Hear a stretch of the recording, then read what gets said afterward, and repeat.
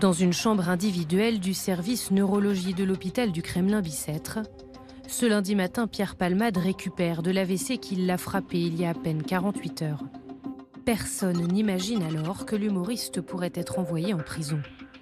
Mais au palais de justice de Paris, la décision de la cour d'appel tombe comme un coup près. Coup de tonnerre dans ce dossier, dans cette affaire Palmade. L'humoriste va être placé en détention provisoire. C'est ce qu'annonce à l'instant la Cour d'appel de Paris. Vincent Vantinghem, vous êtes au palais de justice. Pierre Palmade va donc être placé en détention provisoire. Ce qui est notable, c'est que le parquet général indique qu'un mandat de dépôt a été décerné avec une mise à exécution immédiate. Les 3 magistrats de la Cour d'appel rejettent finalement la décision du juge des libertés de la détention. L'assignation à résidence sous surveillance électronique de Pierre Palmade dans un service d'addictologie. Pourquoi les magistrats ont-ils décidé de placer le comédien en détention provisoire ?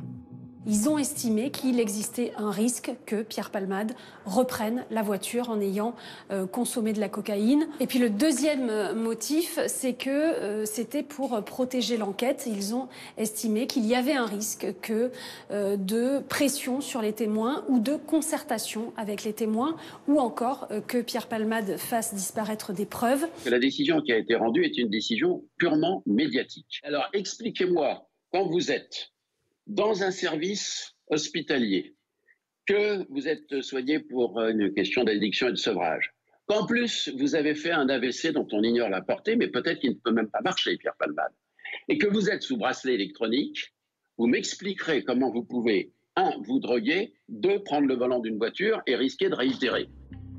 Le parquet de Melun en Seine-et-Marne est chargé de mettre en œuvre la mesure. Un numéro d'écrou est attribué à Pierre Palmade et lui a été notifié sur son lit d'hôpital. Sa chambre est placée sous surveillance. Une question désormais, quand pourra-t-il aller en prison ?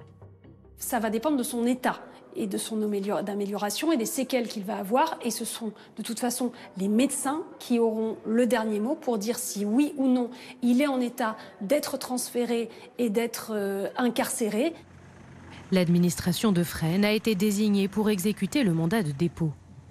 Si son état de santé le permet, Pierre Palmade pourrait soit être placé en détention classique, soit aller dans un service hospitalier qui dépend de la prison de Fresnes. D'un côté, la santé du comédien au cœur de la procédure judiciaire. De l'autre, les victimes de l'accident toujours hospitalisées. À l'hôpital Beaujon à Clichy, Yüksel, le conducteur du véhicule percuté par celui de Pierre Palmade, est sorti du coma artificiel. Il a déjà subi 6 opérations. Le père de famille de 40 ans souffre de nombreuses fractures, notamment à la jambe gauche et au bras droit. Il va toujours très mal, son état s'est très peu amélioré, il est toujours fracturé, brisé, broyé dans tout son corps, donc physiquement il va très mal et je peux même pas vous dire psychologiquement dans quel état il est, puisqu'on n'en est même pas encore à cette étape, on en est encore à l'étape physique, physiologique, au rétablissement des organes, des os, du corps. À l'arrière de la voiture se trouvait Devrim, son fils de 6 ans. L'enfant est lui hospitalisé à l'hôpital Necker à Paris.